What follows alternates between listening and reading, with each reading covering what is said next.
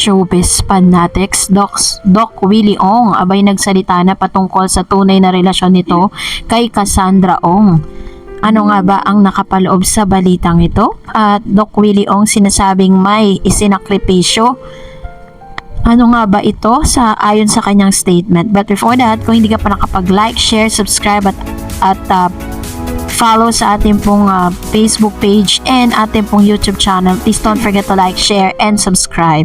And of course, bago tayo magpatuloy sa ating updates for today's video, nais ko po muna magpasalamat sa lahat ng mga legit na nagmamahal, sumusubaybay, at lagi pong nakantabay sa mga videos natin. Maraming salamat po sa inyong panonood. At ngayong araw nga ito, dahil sa huling live nga ni Doc Willie Ong, ay meron po siyang nilinaw patungkol sa mga kumakalat na fake news. Dahil hanggang sa ngayon, pinaniniwalaan kasi ng tao yung patungkol po sa tunay na relasyon nitong si Doc Willie Ong at ni Cassandra Ong na isa sa mga masasabi nating sangkot po doon sa kaso ng Pogo, no? Sabi niya dito, bad trip ang doktor ng bayan na si Willie Ong or Doc Willie Ong matapos siyang idamay sa kontrobersyal na personalidad na may connection sa Pogo na si Cassandra Ong. Ito po ang sabi niya, fake news yan ang sigaw ni Doc Willie sa naglalabasang balita na siya raw ang tunay na ama ni Cassandra Ong tulad ng inilabas ng ilang vlogs at website. Si Cassandra Ong ay negosyanteng iniimbestigahan ngayon sa Senado dahil sa pagpapatakbo umano ng illegal na Philippine Offshore Gaming Operators or POGO sa Porac, Pampanga. Konektado rin umano si Cassandra sa umano'y POGO operation din ni Dismiss Bamban, Tarlac Mayor Alice Guo na patuloy pa rin iniimbestagahan sa nagaganap na Senate hearing. May karapatang magalit si Doc Willie dahil viral na ang isang YouTube video na may title na Cassandra Ong, inaming anak ni Doc Willie Ong. So, ilan lamang yan sa mga fake news na nagkalat dito sa YouTube at sa Facebook na tila baga inuugnay ang pangalan ni Doc Willie Ong dito kay Cassandra Ong. So, sa kanyang live, nilinaw niya na wala po silang connection at wala silang relasyon ni hindi niya po kilala personally si Cassandra Ong. Pero doon po sa kanyang videos na inilabas ay shinor po niya or talagang sinigurado niya na sa kabila ng pagkakaroon ng kanyang sarcoma or abdominal cancer ay nagdesisyon pa rin ang doktor ng bayan na si Willie Ong na tumakbo sa 2025 election. Kakandidatong senador si Doc Willie sa magaganap na eleksyon sa darating na May 2025 kahit na patuloy pa rin nakikipaglaban sa kanyang cancer. Ayon po sa kanya pong Facebook live noong September 30, ngayong araw na in-announce si Doc Willie na maghahain na siya ng kanyang Certificate of Candidacy or COC sa pagkasenador through his wife Dr. Annalisa Ramoso. Magpa-file po ako ng for senator. I'll be filing for senator this October 2 Wednesday. Nagawa ko na yung papeles na notarize ko na. Si Doc Lisa siya ang magpa-file lang sa akin. Pero ako ang tatakbo, pahayag ng palabang doktor. So according to him, ay hindi po niya palalagpasin yung pagkakataon na siya po ay talagang makatakbo no dito po sa darating na halalan. Sabi niya, tatakbo ang cardiologist at health advocate bilang independent candidate ng senatorial race at mangangampanya siya sa pamamagitan ng social media. I'll do the cleanest way. Hindi tayo connected sa admin Duterte opposition. Ako lang mag-isa, no one else. If they help me, thank you. Pag hindi, thank you. Wala akong utang, wala akong hinihingi, walang kapalit, sabi ni Doc Willie. Tatakbo tayo at papakita nating tunay ang Diyos, dagdag pa niya.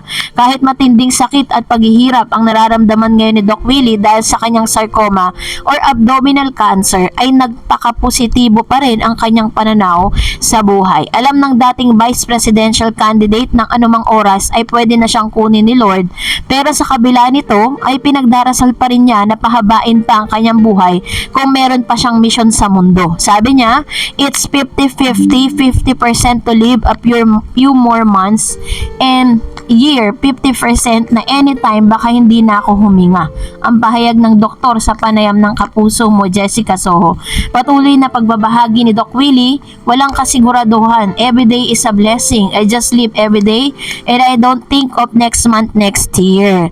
So, sinabi pa ni Doc Willie sa kanya pong live na tatakbo siya pero hindi po siya manghihingi ng tulong. Umagay sa sacrifice niya pati yung health niya para lang po talagang maibahagi, no? Kasi gusto niya po talaga, pinaka-goal niya po dito ay nangako po siyang aayusin niya ang healthcare system ng ating bansa. Yun talaga yung pinaka-focus niya dahil parang nakukonsensya siya na naranasan niya yung special treatment, talagang agarang treatment sa Singapore, while may mga kababayan tayo dito sa Pilipinas na kailangan pang pumila ng mahaba para lang po mabigyan ng solusyon ang kanilang sakit. Yan po ang kanyang mga pahayag.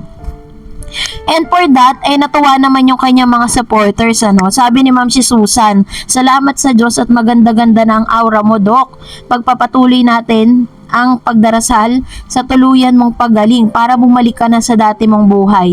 Aantayin ka po namin at kung tatakbo kayo sa election, asahan nyo po na iboboto namin kayo. Alam ng Diyos kaya kayo binuhay, may misyon pa po kayo sa taong bayan.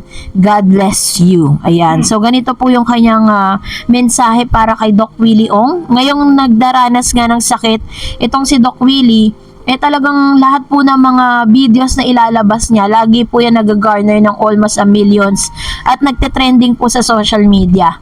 At according to Doc Willie Ong, isa sa mga nakikita niyang dahilan kung bakit binibigyan pa siya ng chance ng Diyos na mabuhay dahil hindi pa raw tapos ang kanyang misyon. May pinapagawa sa kanya ang Diyos na, at ito yung pinakamainam niyang gawin, na pumasok siya sa politika. Ito po yung kanyang sinabi. Sabi ni Ma'am Cecilia, thanks God po at malakas, maganda na itsura niya. We love you, Doc Willie.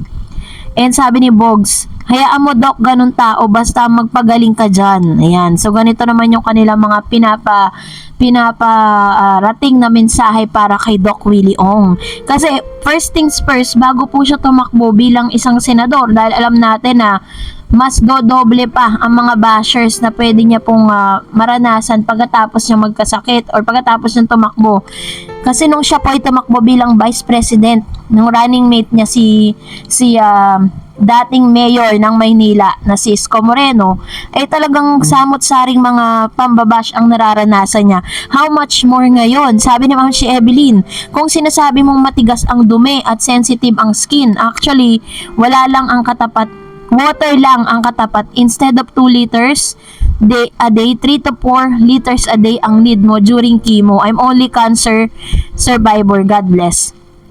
So, ito naman yung kanyang sinabi, no? Pero, syempre, kailangan sundin kasi ni Doc Willie Ong kung ano po yung prescribe ng doctors. Meron po kasing mga ganyang klase na parang hindi pwedeng uminom ng masyadong maraming water kasi baka mag-cause po ng, ano po yan, mag-cause po siya ng mas matindi pa, diba? Pero, syempre, bilang doktor po si Doc Willie Ong, alam niya naman kung anong gagawin niya for that. And sabi ni Shalia May de la Torre, salamat kay tayo kay God Lord. Amen. Gagaling ka po, Doc. Dami kaming nananalangin, Doc. Ayan. So, tuwan-tuwa si Doc Willie Ong habang binabasa niya yung mga mensahe ng mga netizen kasi sabi niya, mula daw nung nagkasakit siya, doon niya raw nakita talaga na mababait ang mga Pinoy. And that's it for today. For more videos and updates, please don't forget to like and subscribe, and please don't forget to follow my Facebook page, Dar Eds TV. God bless everyone!